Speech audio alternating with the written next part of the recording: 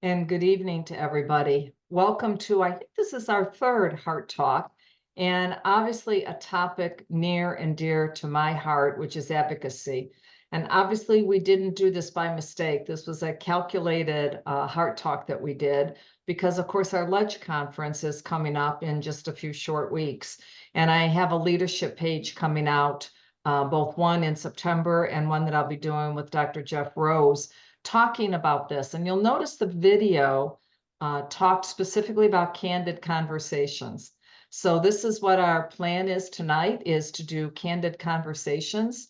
My career with the college really started with advocacy. It was a burning love of mine to really try to understand what really went on both in Washington and in our states that really governed how we were dealing with issues. And so we're going to talk tonight about how advocacy and the legal system entwine, how they connect and disconnect, and how together we really need to work on this for ourselves and our patients. So this is not only an issue for our CV team and our physicians, but it's for our patients as well too. Advocacy plays a crucial role in everything we do. It actually protects our patients. It tells us where we can do CV services. The rules and regulations, you would think that there would be one rule and regulation, but no. We have CMS making the rules, and then we have our carriers interpreting the rules. So we're going to talk about all of that. And whether you practice independently in a private practice, as part of a multi-specialty group, in private equity, in academia, the legislative and regulatory policies made by lawmakers impact each and every one of us. And I couldn't be happier to have this incredible panel with me tonight. Dr. Jeff Rose, I think we go back quite a ways, working at the very entry level. And of course, Jeff has been incredibly active with our Health Affairs Committee and is one of our new board members. So thrilled that Jeff will be joining us on the board. Sam Jones, my hero, EP, if I ever need that electricity, I know where to go. Sam also is one of our new board members. And so I think you can tell that as leadership of the college, advocacy is a really important ongoing element. And then, of course, we have the king of cardiovascular, Jerry Blackwell, with us, who really helps us with all those non-clinical competencies, which we're going to talk a lot about tonight. But what makes these so interesting is you. So I really need you to help us. So we think we have the technology. Of course, I much prefer when I have everybody in one room and I can see us, but we're back to the Zoom squares. But please join us all through this. You can turn off your camera or turn on your camera if you want, your mic. You can put it in the chat. We can see the chat box. You know, we're not bobbing heads, so you know that we really want to hear from you, and especially any of those key questions that you may have for us. So without further ado, I'm going to just start with a broad question and then we're going to zero in. But if you think we're being too namsy-pamsy, you make sure that you put that in the chat box and you tell us what you want to talk about, because we're not afraid. We don't have all the answers, but we certainly aren't afraid. So, gentlemen, I guess I'm the only lady here. So, gentlemen, when I sort of look at advocacy, what would you say? Maybe each one of you take a second to say hi, but also tell me what you think the biggest payment-related issues that are facing our physicians and our CV team at the state level, because one of the messages I know we want to deliver tonight, this isn't just about coming to Washington, which is an amazing experience, but it's also about home. It's about what's happening at home with our legislators and how we get to know not just them, who want our votes, of course, but their aides, because let me tell you, those aides are critical people. But what do you think are some of the biggest payment-related issues facing us right now at the state and federal level? And Jeff, I think I'll start with you. Well, thanks, Cathie, and thanks for the opportunity to be here tonight. I think the issue that really hits us squarely is the physician's fee schedule, because just about everything we do is built around that, whether we're an independent practice, because it's going to drive directly the revenues that are coming back to support the operations of the practice. But even if we're in large integrated healthcare systems, where we may have a little bit of protection from the shifts that happen from year to year. In the long run, it catches up. It's fewer resources back to support the practice, to support our patients. And as we well know, this tends to always be in the crosshairs year after year for reasons I'm sure we'll get into tonight. So I would say, to begin, that's probably the chief area of focus, but there are certainly some other things that we'll get to. So Sam, as you answer that question, maybe you can help us understand, why is it that the physician fee schedule is the only one that takes a drop every year? Everybody else gets a cost of living increase. Do they not like us? I think that's a great question, and it's so good to be here tonight. I thought you had a great introduction, and your question right here is critical because you're right. It's almost like CMS and Congress thinks that some physicians have a vaccine and we're immune to the normal economics of healthcare, right? But this is what happens: is that we get a cut every year, or we're flat in terms of payment, and yet everyone else in healthcare gets an increase. And there's a great graph that shows this, where you look at what do hospitals get, what do skilled nursing facilities get, and the reality is, they're going up every year. If you look at inflation, it goes up, skyrockets every year. And then you look at what happens to physician fees, and it is flat, or even the last couple of years, downward. In fact, this year, once again, 2.8% down, but inflation is 3.8% up.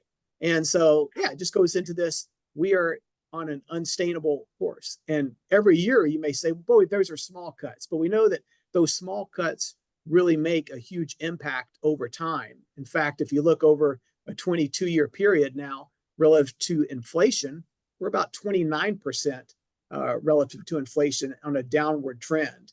And inflation's going up, but they just don't seem to care about it. Do they not like it? I think that's a good question, but it certainly is something where we're going to have some relief from this. And I think that there's a lot of ways that ACC is looking at this, along with some of our other specialty partners, to make our Congress understand. And they're beginning to listen. And I think that's key. So Jerry, you see us twice a year. You see our physicians, you help everybody try to sort all this out. What do you see as the biggest frustration for our physician-led teams as it relates to some of these advocacy issues? Do they think we have their back? Do they think that it's working in the field of advocacy? Is it better than it may be if we weren't so involved? What do you think? Yeah, thank you. And a pleasure to be here. So thank you, Cathie, for your year of leadership and 40 years in addition. And Sam and Jeff couldn't, no two better guys to be on this with. So Cathie, what I would say in the field is that collectively we're becoming smarter, that we need to engage around this.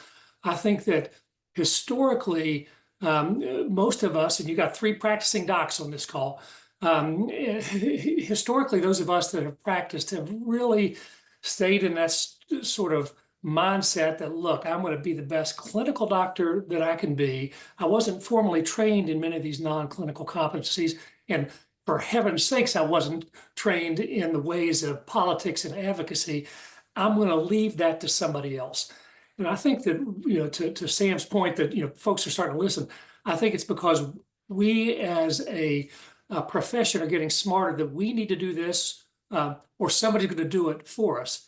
And so I think that we're becoming better engaged. I think we're becoming more sophisticated in our discussions. And when I say more sophisticated, what I mean is that we understand the process a little bit better. And I would say that incrementally, compared to where we were 10 years ago, we're very far ahead. Compared to where we need to be, we've just started the journey. And I will say that a more negative spin on what I just said from the physician enterprise was we've been apathetic. It's gonna be okay. And we, I think, collectively, and as MedAxiom, I'll speak collectively for MedAxiom, I think around the country it's becoming clear to everybody that we must engage as a profession around these topics. And I think that's such a critical element, because if we talk about our physicians that are so busy in their day-to-day world and just trying to ensure access and see our patients. I want to talk a little bit, turn the tables a bit and make sure you put some stuff in the chat room. But here comes what I think is one of the first of the hot topics, and that's site neutrality. And we could talk about site neutrality in lots of different ways. We know that both from a regulatory and a legislative component, they're not afraid to touch it because they've already touched the E&M portion. For us, we know that an on-campus facility fee, for instance, is reimbursed better than an off-campus facility fee. You know, Jerry, to your point, we know that in 26, when the DRA hit, 2010, when the fee schedule hit, you're right, the House of Medicine, the House of Cardiology, we were not under one roof. So Sam, I'm gonna pick on you for a second. So you work with a lot of our other subspecialty societies, and one of the things about our current methodology is it is physician run. Do you think people realize that really all the RVUs and the RUC process, how many of our physicians really understand that it's physician led, honestly? And what would happen if we didn't have it before we get to site neutrality? How important is it to keep the physicians at the core of it, even though it's a broke process? What do you think? I think it's critical that we do this. You're right. I think it's important for, as Jerry already said, we have to be more engaged to understand this process of what is going on, about what is happening to us, about what is happening to our patients. And until we really start understanding that, do we understand how do we make those tweaks? The process isn't perfect. But I will say, we better be careful what we wish for. Because if we say, well, the process, we just need to throw it out and let someone else do that, and we get our physicians not to be in charge of this, that would be something we don't want. And right now, the way that the RVU update committee and the way that we have it set up so that we have physicians on those panels making recommendations to CMS. Now, they don't make the final rules. They make recommendations that are strongly listened to. And I think that the system, while it could be tweaked in some ways, is far better than not having physicians. I don't know if people fully understand, number one, these are volunteers that work very hard to do it. And number two, the rigor that goes into a lot of the processes. And without that, I think we want to be in a far worse shape than where we are right now. Again, could there be some tweaks to it? Probably so. I think we could agree to that. But we also need to be cognizant of where we could have been without this process. So Jeff, site neutrality, you and I have been tag teaming on this for some time. Between that and hierarchical coding with Linda, it's probably one of your main focuses. What do you think is the range of understanding amongst our physicians as relates to site neutrality? Is it well understood, or do we still need to do more education? And if so, in 25 words or less, could you tell us what the push-pull is on site neutrality? I don't know if I can do it in 25 words. I would say, though, it is an issue that I think needs to be further discussed and understood amongst all of our members. And I think, just by way of analogy, if we look at our colleagues in orthopedic surgery or neurosurgery, where many of the things that were once only done in hospitals are now being done in lower acuity centers. There's a lot of economic implications of that, both away from healthcare systems and back to docs. But there's also a lot there for patients in terms of ease of access, cost of care, out-of-pocket costs, all of those types of things. We in cardiovascular medicine writ large have been relatively insulated from that. But there's clear signs that that's changing. And I think many of us feel it's an inevitability. It's just a matter of when. Now, those of us, and I recognize it's a minority, who, the 10 to 20% remaining in independent practice, will laud the day when that happens, because, it levels the playing field. I think in larger healthcare systems, obviously there's been an economic advantage of, the absence of site neutrality. But again, I think that these models will change. The economic forces are just too strong. And I would really recommend for all of our members to be thinking about a future where site neutrality is in place, and how would that affect, your practice environment, your patients. So I think it's one of the hot button issues in cardiovascular medicine today, the business side, if you will. We have said, Cathie, that quote that goes around, healing is an art, medicine is a science, healthcare is a business. And most of us were drawn to the first two, but we find ourselves spending more and more time on number three. But we have to, as Jerry said, we can't just let it happen. So Sam, you've been enmeshed in this topic, specifically in the EP world. You saw your interventional colleagues deal with some site neutrality issues in a way as we move procedures from the hospital into our ASC locations. And of course, EP is sort of right at that cusp. We sort of keep waiting for that. Should we be advocating for site of service changes? Should we, what should be the focus of both ACC and MedAxiom as it relates to choosing where to take care of our patients? Yeah, I think number one, it always has to come back to the patient. Patient has to be first and foremost in our mind. And so I think we need to always remember that. What will this do to the patient? Yeah, this is a big issue going on. As Jeff said, the gradient is there. And it is there from a payer perspective. It is there sometimes from a patient perspective. Patients like these ASC issues. And so you do think that patients are going to be moving toward ASC for multiple reasons. I think from the site of service issue, not only do payers like it, this is one of the few bipartisan issues going on. We had to move this. We're supposed to be last night, but ABC asked us to not pull so many viewers from the Trump-Harris. So we had to go tonight, for those of you who didn't know. But this is one of the very few bipartisan issues that you will find, is that both the prior Trump and Biden administrations both said they wanted site of service. We had former HHS Secretary Azar, former HHS Secretary Sebelius, all said they wanted site of service. You've had CBO, you've had multiple Congress members, and all of these people saying it. I think site of service is going to continue to be looked at very carefully. What should the ACC do? Number one, always think about the patient. Number two, we have a series of principles that we came up for that I think stood the test of time. These were generated several years ago, and they're still just beautifully said. Number one, payment should always account for the cost related to emergency care, regulatory burdens, higher acuity, quality improvement activities, geographic differences, and different resources. In other words, if there are areas there that we need to be accounting for in certain facilities, we need to make sure we do that. And I think that the areas, especially in rural and critical access hospitals, where we have to be cognizant of, we can't break that system.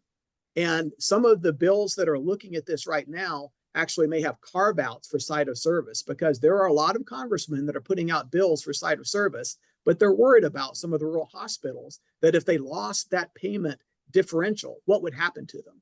And so I think that we have to keep those things in mind. I think we can never defend the indefensible. We have to make sure that patients' cost is there. The quality is always there if there's not quality, but make sure that some of those issues related to the regulatory burdens and others are accounted for somewhere in that mix. So Jerry, if we just boil it down for our audience while we're waiting for them to leap in with some questions of their own. And I think one of the things in cardiovascular specifically, we look at imaging as being perhaps that largest swing of the pendulum that we think I think it would dramatically impact physician employment decisions. What is your opinion on that? And do you think it's well understood that we get paid differently for an echo if we do it in a physician office versus if we do it in a hospital outpatient center? Well, where do you think we're at in that continuum of both education and understanding? Yeah, thank you, Cathie. And I just love listening to what Jeff and Sam had to say. So I'm gonna take the position, and I'm a for sure glass half full sort of guy, optimistic sort of guy. But I'm going to go so far as to say that the physician community, the cardiovascular physician community, is woefully undereducated and informed on this topic and on this process. I can tell you there's not anybody on this call who got any formal training about what a work RVU was or how it comes to be.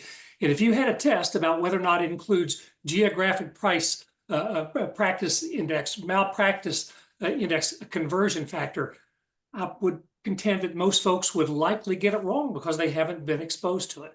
I think in like fashion, the notion, we say site neutrality as if everybody understands what that is.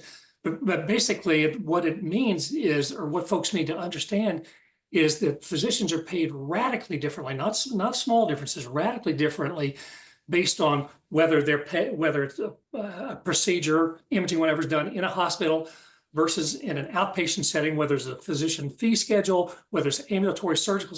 It's very, very complicated. So, needless to say, I'm a nut on this topic. I've dedicated this part of my life to taking really smart, high IQ folks and saying, let's get arm in arm and figure out how to do this together. So I think that it's inadequately understood, but it can be understood quickly. Now, I'm going to go ahead and I'm trying not to have too much of a soliloquy, but I think there's a picture here that can help folks understand. And if I could have one graphic, it would be very easy. I would get the MedAxiom 15-year graph that shows employment model versus time. And if you go back to 2008, 90% of physicians were in independent practice, 10% were employed.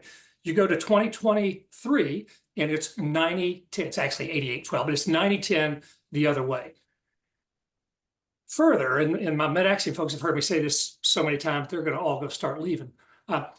Furthermore, that graph changed in about 3 to 5 years. And the only reason it didn't take longer is there's only a certain number of lawyers that could make it happen. So whenever a sea change like that happens, what it tells you is it had nothing to do with clinical care. It had nothing to do with science, education, quality, nothing. It was all about a regulatory change, political change. And that political change was related to the reimbursement of the procedure. So it's a long-winded way of coming back to what you say. Cathie, all of our current employment models are predicated on the notion, I'll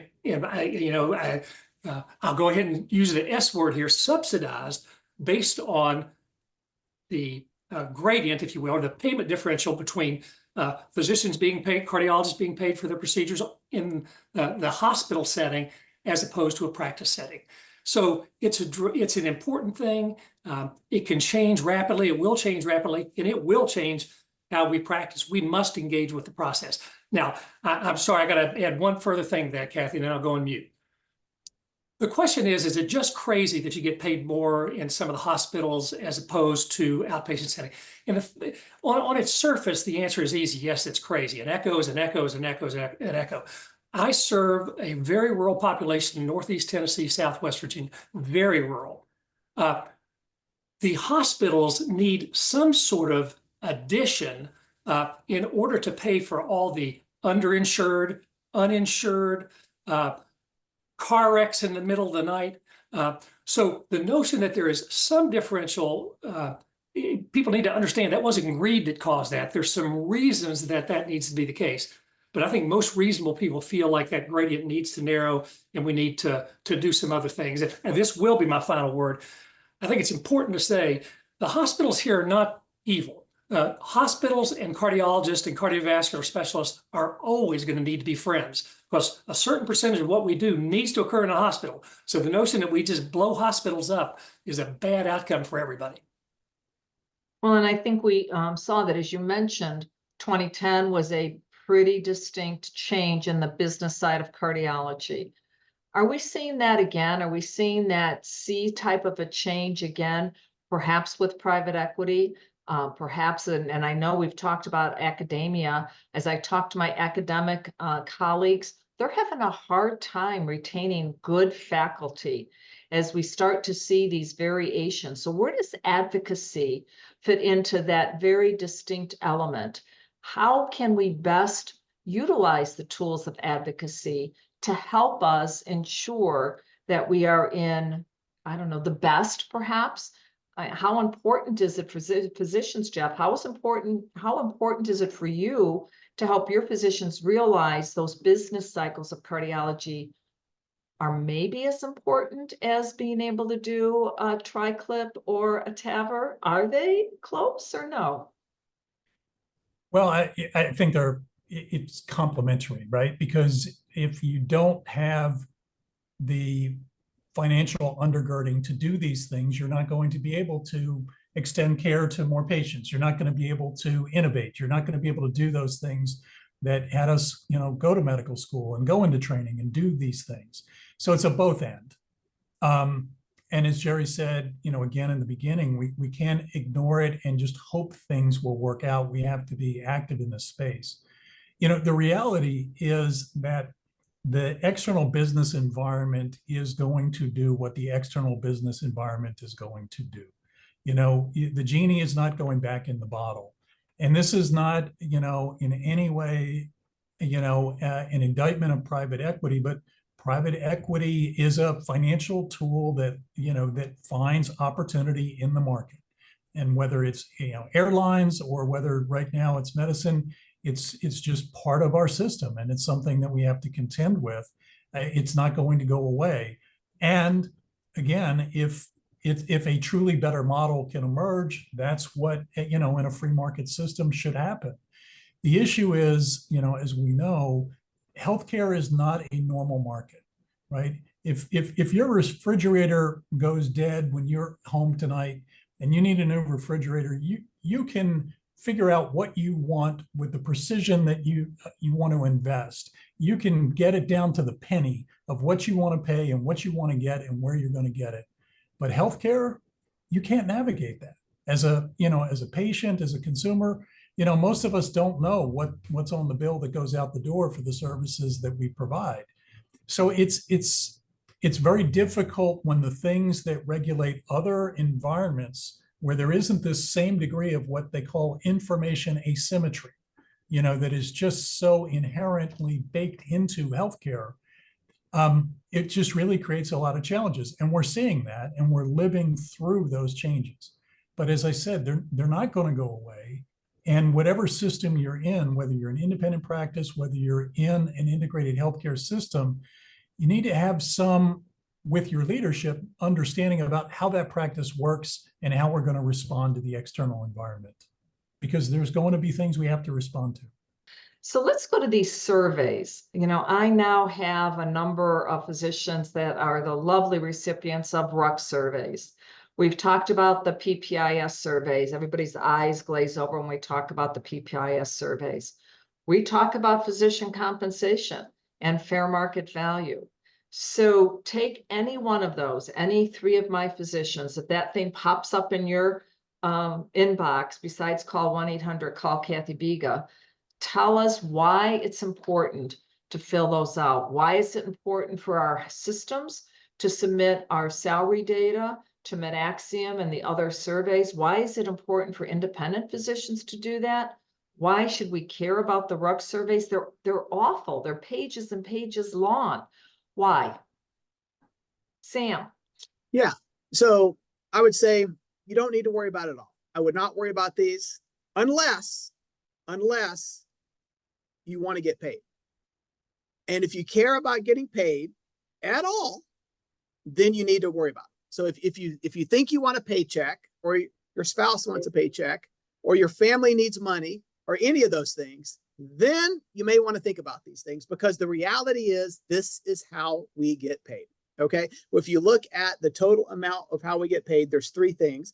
It is the work RVU, it is the physician expense, the practice expense, and it is the liability. And of those, we've been asked to do two surveys on that. All right. It is the work RVUs, and that is the RUC surveys we get. That's what goes into that. And then it is those PPIS. The PPIS survey was this practice expense. The ACC sent out 5,200,000 emails or something like that about it. It was a lot of things. You probably, everyone here got some of those. We sent out a lot of communication. We did everything except for airplane skywriting, I think, but we sent out a lot of information about this. And the reality is, as you said, these are very hard to fill out, but those two things are important. The RUC surveys would be, so for the electrophysiologists, we had these recently last year about atrial fibrillation and some of our ablation codes to fill out. And how do you fill out? They're going to ask about what is the time and the complexity of these things. And going through those is critical, because if you don't fill those out, then it's going to change the adjustment of what you get paid for that RVU. And it's the same thing for the practice surveys, because they're going to look at what is the amount that you're going into in terms of the how much it costs, and also the hours that you're working.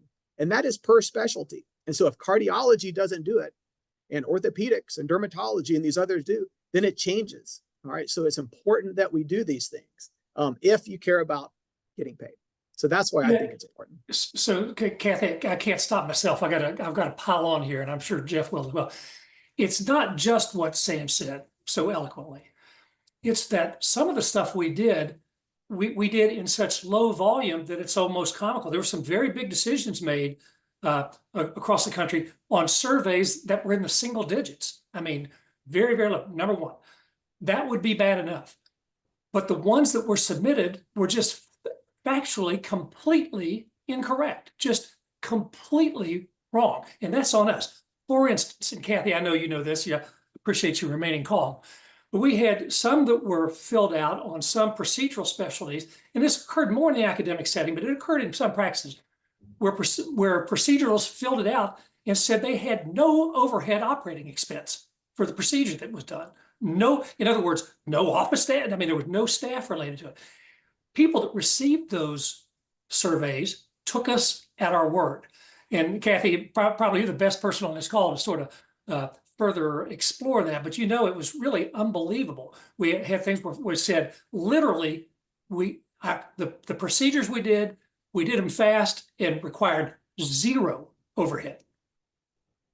Yeah, and I won't beat a dead horse necessarily. Jerry knows, and so does Sam and Jeff, that this has been just one of my hills to die on.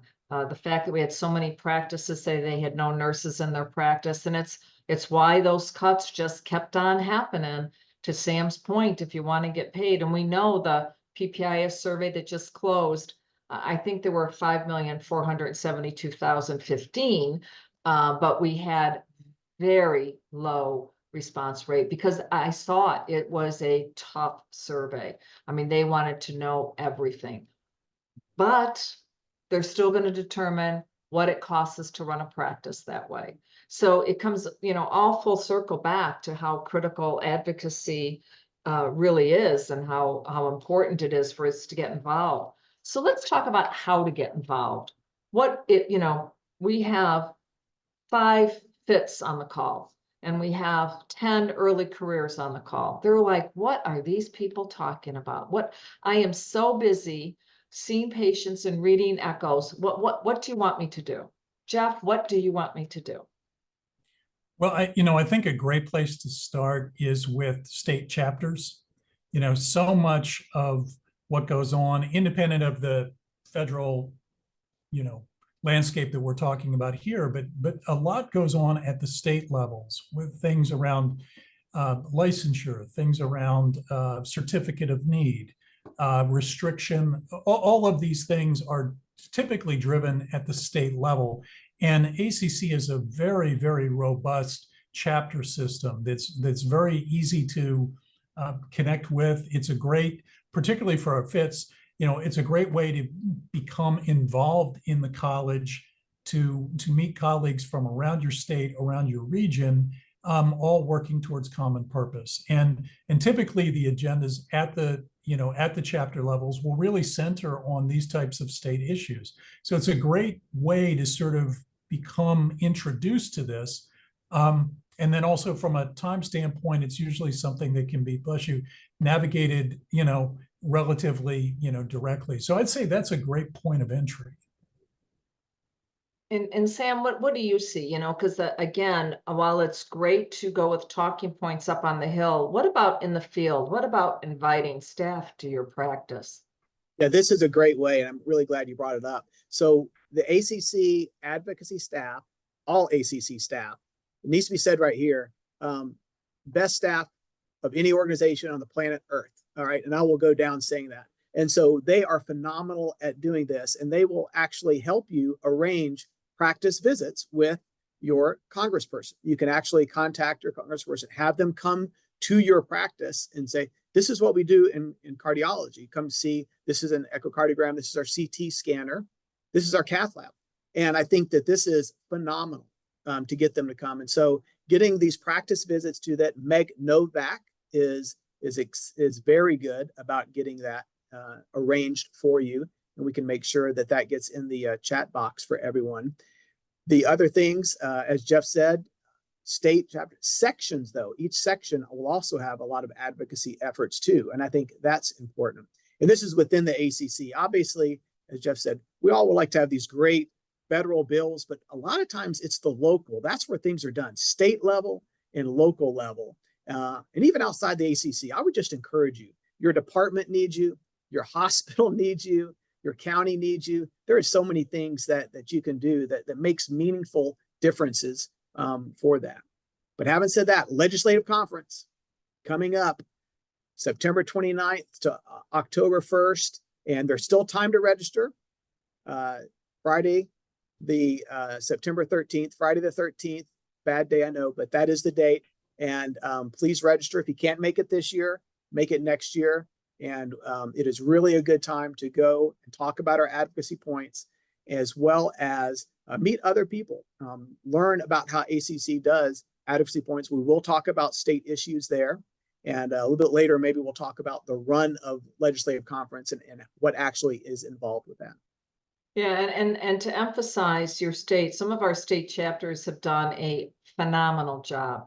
AED locations, CPR, high school education. It's amazing what you can do at the state when you have your team together. Well, let's talk about one of the things that Jeff is probably a bit near and dear to your heart, and that's cardiac CT. Has advocacy helped at all as it relates to cardiac CT? Anything you want to tell us that's been floating around the last couple of weeks? And do you think it's actually something we can succeed in?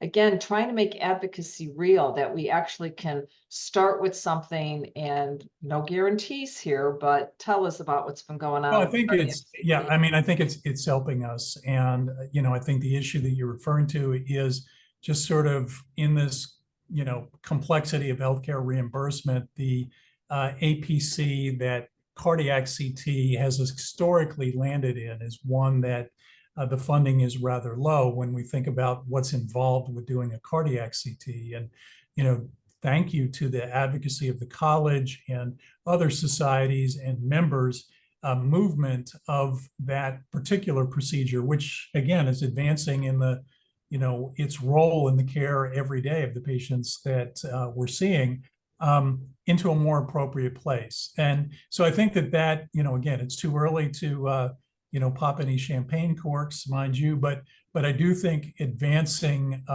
that particular agenda item is something that reflects the benefits of a coordinated advocacy effort. And Sam and Jerry, because I think, Jerry, you've had this at the Mid-Axiom meetings as well, too. I think we can talk about something that really, maybe it didn't start at the state level, but non-competes. Been lots of buzz about non-competes. One of the things that I think may make our physicians and even our advanced practice nurses that are under restrictive covenants and such. I know there's a lot of FTC things going on. How can we help that from an advocacy perspective? Any thoughts on that? Go, Sam. All right. Yeah, non-competes. I think this is another topic that ACC has really gotten involved with. And it's important for all of our members to know it really affects, as you said, so many across the college, early careers, maybe more than any others. So let's say you finish your training, your fellowship. You're so excited. It's been grueling years. And now you're ready to sign that contract, finally get out. And they shove this piece of paper across like everything else. And there's like sign here, initial here, sign here. And you're done. You think it's great. And then after a couple of years, though, you realize maybe this wasn't exactly the right fit for me. And you're not exactly right. The family's not quite happy. The husband needs to move a little bit farther away, or your wife needs to move, whatever it was. And, but you're told you can't move because of this non-compete. And so you go ask a lawyer, and the lawyer says, well, lawyers, we don't have non-competes. I mean, that's ridiculous. Lawyers, it is true against the law for lawyers to have non-competes, But physicians, no, we have that, at least in some states. And it's a state by state issue, as it turns out. 12 states, it's banned, can't have it at all. Many other states, though, you have it, some partial, some in full. Non-competes, meaning that for a period of time and for a distance, often 2 years, 1 or 2 years, and for a distance, 10 miles, 25 miles, 50 miles, you're not allowed to practice within that. And then in some areas specifically, because we have large healthcare organizations that may actually have multiple areas within that state, we have had people who actually had to leave the entire state in order to actually be in order to be part of that non-compete agreement. So this is a ridiculous issue. And how it came to be is something that needs to be changed. So back in 2021, President Biden issued an executive order, a lot of optimism that we're going to get rid of non-competes. Not really sure if that was going to hold water, but then he asked the FTC to look at it. And the FTC came down and said, yes, we're going to ban non-competes. A lot of optimism, but then it turned out maybe they don't actually have standing for this. And especially for physicians, maybe because they were going to think about people over a certain salary cap, people who had, if they worked in non-compete, if they worked in nonprofit facilities, which a lot of us do. And so it turned out the federal law was not as good as we had hoped, but it really got the momentum going. And now states are starting to really take this up. And so we've seen a lot of movement in states now, even those states where we had non-compete laws that were pretty strict, they have started to move. And we've had some phenomenal wins, and kudos to some of those ACC state chapters that have done it. And we've seen it in Minnesota. We've seen it in Pennsylvania now. Indiana had one, but unfortunately it was more to primary care. But our Indiana ACC governor, Dr. Rao, actually went and got it on the Indiana House of Delegates to say, let's get it toward the specialist too. And so this is where I think how do you get involved in advocacy? State chapters are a great way. And this is really a good example of how you can do that. Work with your state medical and get this thing changed, because this is a really nice way to help some of the burnout and some of the issues that we've seen. And it goes back to a patient care issue, like so many other things. Patients want to see their doctor. And if they need to move around, then I think that's important. Okay, so we've talked about physician fee cuts. We've talked about the conversion factor. We've talked about site neutrality. We've talked about moving procedures out of hospital settings into ASCs. We've talked about the complexity and the importance of surveys. Talked about how to get involved. What is the takeaway message to our physicians and our CV team members as it relates to not getting depressed? Don't get discouraged. It's really great out here. This isn't a marathon. It's not a sprint. It's a long walk that we have to take together. How do you not get discouraged, specifically in advocacy? As I mentioned at the top of this, it's what got me involved in the college to begin with, but it never was depressing to me because I always felt there was that bit of hope at the end of it. How do we leave? Each one of you would leave us with this ray of hope. What is the ray of hope as it relates to advocacy? Well, Jerry, let's start backwards. No, I'll start. I think there's great opportunity here, Cathie. Look, we're in the most blessed profession that there is. That's not hyperbole. That's the truth.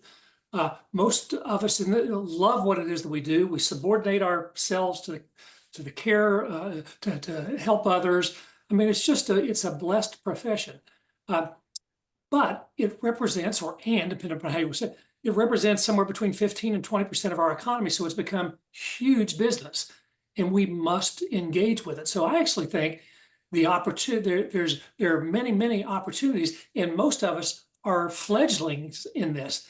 And there tends to be it's a very clear psychological phenomenon that as you sort of move through learning about something, at some stage it becomes overwhelming. You just think, I can't do this. I'm just going to sort of throw up my hands.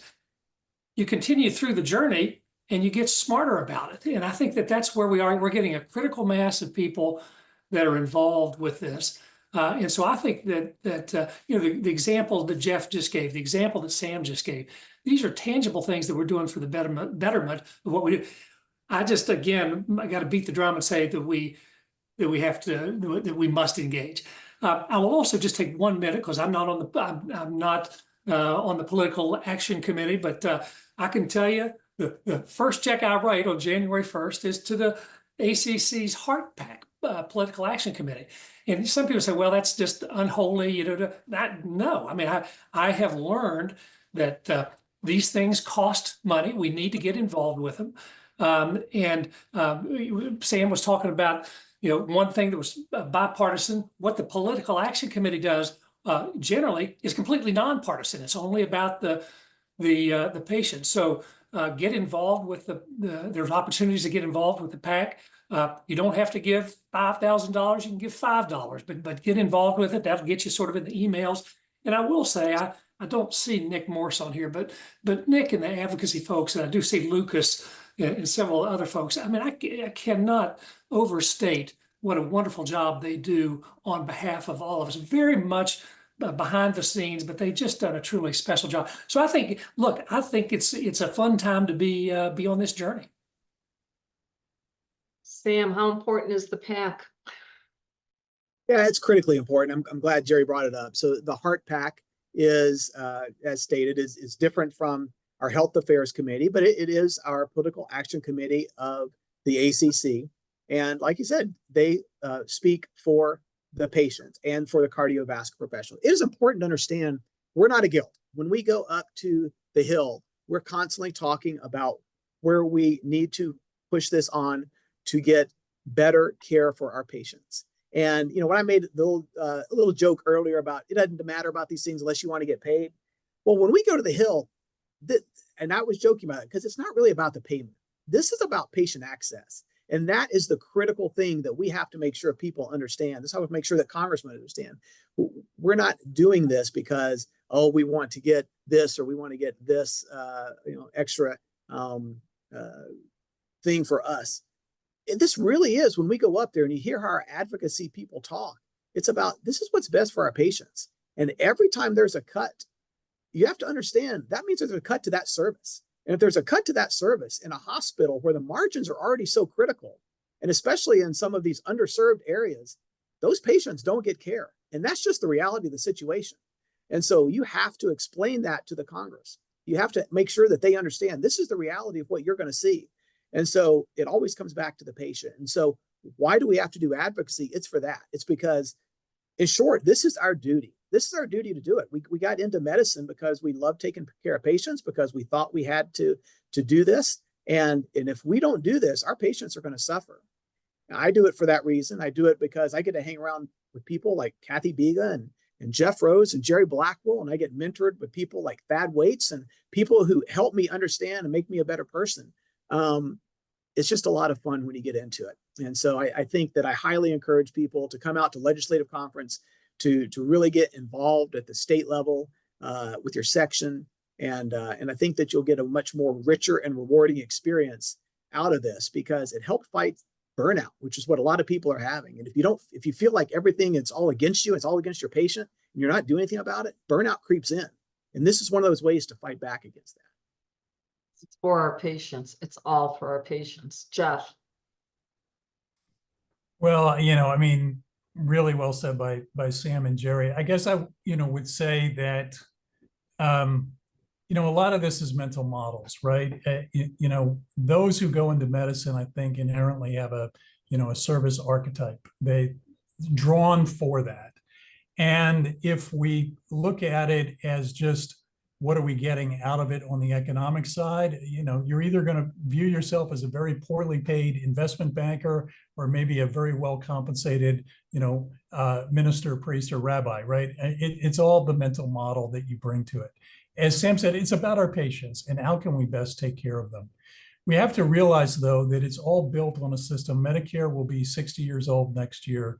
RVUs were built 40 years ago. I'm sure nothing's changed over the last 40 or 60 years in terms of the dynamics of care, right? We're built on systems that are fundamentally outdated and flawed, and we're going to need to get to something else. The problem is we don't have that something else articulated yet. We have to be in the conversation as that is developed. And we have to be optimistic, and we have to have grit, and we have to be in the fight, so to speak, so that the right things ultimately emerge.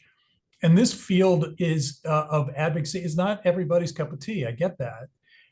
But for those who aren't really as much focused on being on the front lines, recognize its importance and support the others in your practice, in your chapter, in other words, who are doing this, because I think it is important work. At the end of the day, we have to have models that will be sustainable so that we can take care of our patients. And this is just part of that process. And so this is the House of Cardiology coming together. This is about advocating for our patients where we need to advocate for them. It's to have the MedAxiom tools that we have, the salary survey data that we desperately need in order to continue to advocate. It's having individuals like Sam and Jeff at the forefront of leading us. So I would just like to thank Dr. Blackwell. Jerry, phenomenal as always. Sam, thank you so very much. And Jeff, of course, not only for being here and sharing your insights, for being who you are, for helping to lead our physicians, because you're right, this isn't for everybody. And we want to make sure that we can lead the very best we can. And as you heard from Sam, passionate about our Ledge Conference. We hope to see many of you there. We hope to see new time people there. I hope to see our CV team. I need our pharmacists. I need our dietitians. We've got to start advocating for you as part of our team and get you on that payment schedule. So much to do. So please come and join us, because we do need to send these messages directly to our lawmakers on Capitol Hill, because you elect them. I'm not going to go anywhere else with the elections, but we do elect them, so we won't go there. And I'd love to close with a toast. So if you would join me, it's a common thing that Dipti started when she started these. So I have my glass. I'm glad that you have your glasses. Jeff, of course, has a full stein because it's been a tough discussion. But let's raise our glasses to the power of teamwork, to the strength of our shared voices, to our ability to shape the future in healthcare through advocacy as a team. Thank you. Amen. Yeah. Thanks. Yeah. Excellent. Thanks, everybody. Have a wonderful evening. Hope to see many of you in Washington. Discuss.